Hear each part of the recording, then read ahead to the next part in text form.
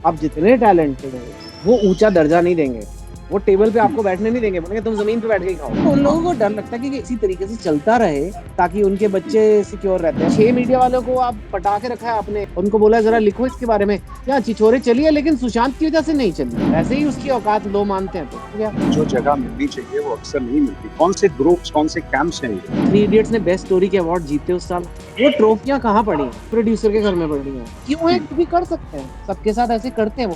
हमें ये औकात का एहसास दिलाना बहुत जरूरी लगता है लोगों को। मैंने बात की तो मेरी भड़ास निकल गई, सुशांत ने नहीं कहा, उसको अंदर ही अंदर खा गई। तो हमारे साथ जुड़े हैं बेहद खास मेहमान चेतन भगत। चेतन भगत से आप सब वाकिफ हैं, उनकी नई किताब आई है वन अरेंज्ड मर्डर। और ये सोशल मीडिया पे जब से आपने कल से वो वीडियो बनाया ना जिसमें आपने अपना कवर लॉन्च किया, तो तब से चर्चा है कि क्या ये सुशांत के मर्डर पे किताब लिख दी चेतन ने। तो ऐसा तो कुछ नहीं है। नहीं, सुशांत का मर्डर में तो मैं खुद, किताब तो तब लिखी जाएगी ना जब पता लगेगा हुआ क्या था। इस वक्त तो मैं भी आपके दर्शकों की तरह, आपकी तरह एकदम कंफ्यूज, क्योंकि लग रहा है कुछ गड़बड़ हुई है, पर वो क्या गड़बड़ हुई है वही नहीं समझ आ रहा। बात सुप्रीम कोर्ट तक ऑलरेडी पहुंच चुकी है, आज फैसला भी आ गया। तो अभी तो जांच होगी, तहकीकात होगी, सबूत निकलेंगे, क्योंकि as a writer of murder mysteries काफी हम रियल केस स्टडी करते हैं लिखने से पहले। तो ये सुशांत का केस तो साफ दिख रहा है कि इसमें कुछ गड़बड़ है। वो क्या गड़बड़ है वो सब हमें जांच से पता लगेगा। एक छोटे शहर का एक हिंदी भाषी लड़का आता है जो अपनी मेहनत से ऊंचा मकाम हासिल करता है, अपनी जगह बनाता है, लेकिन उसका हर बात पे मजाक उड़ाया जाता है क्योंकि उसको खास कैंप्स में जगह नहीं मिली। और ये कहानी सुशांत की तो थी, ये कहानी चेतन भगत आपकी भी, कि आपसे ज्यादा बिकने वाला कोई राइटर तो इंडिया में है, you are the highest selling writer. और आपकी एक किताब की बात नहीं कर रहा, सारी किताबें इतनी बिकी। फिर वो रीजन क्या है कि जो जगह मिलनी चाहिए वो अक्सर नहीं मिलती? कौन से ग्रुप्स, कौन से कैंप्स हैं ये जो राइटिंग में भी हैं और फिल्म इंडस्ट्री में? ये ना हमारे देश का एक कल्चर है कि हम हर चीज का कास्ट सिस्टम बना देते हैं। हर चीज में एक कास्ट सिस्टम है कि आपकी औकात, एक वर्ड होता है औकात, वो हमारी इंडिया में ही है, हिंदी में ही होता है वर्ड औकात। आपको कहीं इंग्लिश में औकात का इंग्लिश वर्ड नहीं मिलेगा आपको। तो हमें ये औकात का एहसास दिलाना बहुत जरूरी लगता है लोगों को। तो जो औकात बनती है, आपका जहाँ जन्म हुआ, आपके मम्मी पापा कौन थे, आपके पास कितने पैसे थे जब आप बड़े हो रहे थे, आपने कितनी इंग्लिश बोली जब आप बड़े हो रहे हो, उससे आपकी औकात होती है। अगर आपकी वो औकात करार दी गई कि आपकी वो औकात नहीं है, आप जितने सफल हो जाओ, आप जितने टैलेंटेड हो, आपको कभी भी वो ऊंचा दर्जा नहीं देंगे, वो टेबल पे आपको बैठने नहीं देंगे, बोलेंगे तुम जमीन पे बैठ के ही खाओ। और अगर आप बैठ गए टेबल पे तो बोलेंगे अब आप बोलो मत, यू नो। तो ये एक लोगों ने अपना अधिकार बना लिया कि हम अंग्रेजी अच्छी बोलेंगे या हम एक सर्टन सर्कल्स में घूमते हैं। तो ये जो टैलेंटेड लोग जो इंडिया भर से आए हैं, इनके बारे में हम इनको हमेशा अपने से नीचे रखेंगे, औकात इनकी नीचे रखेंगे, तो आपको कभी वो इक्वल दर्जा नहीं देंगे। यही तो डिस्क्रिमिनेशन होता है, यही तो जात पात होती है, यही तो यही फेवरेटिज्म, यही है ना, यही से है ना। क्योंकि उन लोगों को डर लगता है कि इंडिया इसी तरीके से चलता आया है, इंडिया उस तरीके से चलता रहे तो वो लोग खुश हैं, ताकि उनके बच्चे सिक्योर रहते हैं, उनके भांजे चाचे भतीजे सब सिक्योर है, और जितने भी अवसर हैं, जितनी भी अपॉर्चुनिटीज हैं वो उन्हीं को मिलती हैं फिर। लेकिन वो रोक नहीं पा रहे हैं, क्योंकि इतना बड़ा देश है, 140 करोड़ का देश है, तो वहाँ का टैलेंट तो निकलेगा ही ना। तो स्पोर्ट्स वगैरह में जैसे धोनी आएगा तो धोनी तो नंबर 1 जाएगा ही, पर क्या है, स्पोर्ट्स में नापना बड़ा इजी है कि उसने सेंचुरी मार दी, अब आप कुछ बोल ही नहीं सकते। लेकिन जो कला का क्षेत्र है, जो कला आर्ट्स कल्चर है, जैसे एक्टिंग हो गई सुशांत की, या मेरी राइटिंग हो गई, उसमें आप क्या 6 मीडिया वालों को आप पटा के रखा है आपने, जो फिल्मी जगत के, उनको बोला जरा लिखो इसके बारे में, क्या चिछोरे चली है लेकिन सुशांत की वजह से नहीं चली, चलवा दो। तो बस वैसे ही उसकी औकात लो मानते हैं। तो क्या, मैं आपको सिंपल से वे में बताता हूँ।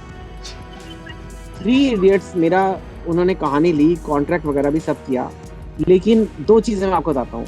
3 इडियट्स आप इंडिया में किसी से भी पूछ लो किसकी स्टोरी है, चेतन भगत की, कोई भी शहर में जाके आप पूछ लो। लेकिन क्या 3 इडियट्स ने बेस्ट स्टोरी के अवार्ड जीते उस साल?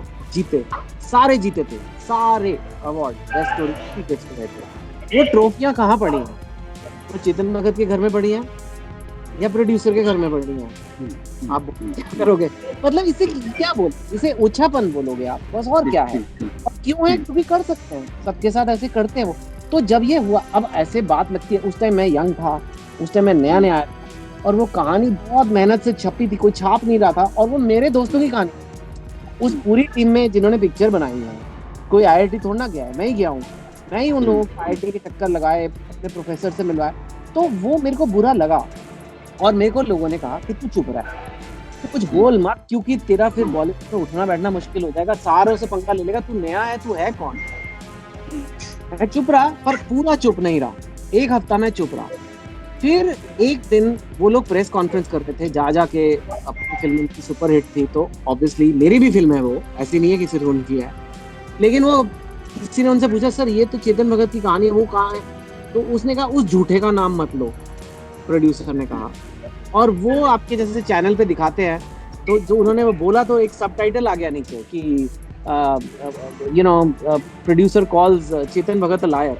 और मेरे 4 साल के छोटे बच्चे थे, बहुत छोटे, नए नए स्कूल जाते थे, उन्होंने पढ़ा और मेरे को देख के कहते हैं, dad are you a liar, आप झूठे हैं पापा, टीवी पे आ रहा है। मतलब मेरे को, मैंने कहा फिर भाड़ में जाए बॉलीवुड का फ्यूचर वगैरह, मैं बात कर रहा हूँ। फिर मैंने बात की, और ये मैं क्यों बता रहा हूँ आपको, क्योंकि मैंने बात की तो मेरी भड़ास निकल गई। मैंने कहा मेरे साथ गलत मत करो तुम लोग। सुशांत ने नहीं कहा, उसको अंदर ही अंदर खा गई।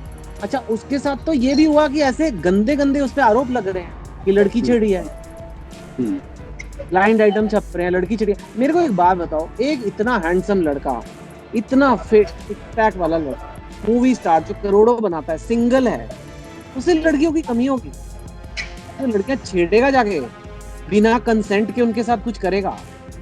वो एक दिन बोलेगा ना कि यार मैं आज थोड़ा अकेला फील कर रहा हूँ, कौन आएगा मेरे से अब डेट पे, तो मैं कहता हूँ कि मतलब वो उसका सारे कंटेंट इंस्टाग्राम फट जाएगा उसका। तो ऐसी घिनौनी बातें क्यों बोली गई? और वो बेचारा ऐसा है कि वो बोल भी नहीं पा रहा है, क्योंकि ब्लाइंड आइटम है। लेकिन जो लोग उसे हायर करने वाले हैं वो सोच रहे हैं, यार पता नहीं कैसा लड़का है, क्या करेगा शूटिंग पे आके, नाम खराब हो गया उसका। हाँ, पर कोई कुछ उसका जवाबदारी नहीं है। तो हो सकता है उस बीच उसका टूट गया हो सकता है थोड़ी दवाइयां भी लेने लग गया हो, और जब एक बार वो हो जाए तो फिर अब उसके आगे हमें नहीं पता क्या हुआ। उसके आगे या तो किसी ने उसे यूज किया और उसकी वजह से वो खत्म हुआ, या वो दवाइयों से ही खत्म हो गया, मुझे नहीं पता है। लेकिन आपने ये सवाल उठाए थे ना कि हो सकता है कि ये इतनी जल्दी कैसे आत्महत्या डिसाइड कर दिया या ऐलान कर दिया, क्यों इतनी जल्दबाजी क्यों? ऐलान तो मतलब देखिए, उन्होंने प्राइमा फेसी कहा था, लेकिन हाँ मतलब कहीं ना कहीं तो कुछ गड़बड़ लग ही रहा है। कभी वो उनके जो अभी तो उनके साथ को के दोस्त है, कोई कहता है मैं दोस्त हूँ, मैं उनके साथ रह रहा हूँ, कोई कहता है मैं दोस्त नहीं हूँ, मैं मैनेजर हूँ, मैं फ्लैटमेट हूँ। यही नहीं समझ आ रहा कि दोस्त है कि फ्लैटमेट है, या उनका काम देखता है, या उनके नीचे काम करता है। मैं दवाई देता था उन्हें, लेकिन दवाई का नाम नहीं पता है। मैंने ताले वाले को बुलाया है, लेकिन ताले वाले को मैंने कहा ये ले पैसे, दरवाजा खोल दिया तूने? अच्छा खोलना मत, अभी ये लो पैसे, चेंज दो मुझे। अच्छा ओके बाय, फिर जाके हम दरवाजा खोलेंगे। ऐसे ये क्या हो लाइक, तो आई मीन ये सब चीजें होते तो लगता है कि यार ठीक से बताओ तो सही हो क्या रहा है। तो आई थिंक कहीं ना कहीं वो अब होगा। अब तो खैर सुप्रीम कोर्ट ने कह दिया, आपको ना, मेरे को बस डर यही है कि एविडेंस आएगा कि नहीं, सबूत आएंगे कि नहीं। 2 महीने बीत चुके हैं ना, अदालत तो सबूत मांगेगी, बोलेगी सबूत लाओ। एबीपी न्यूज आपको रखे आगे।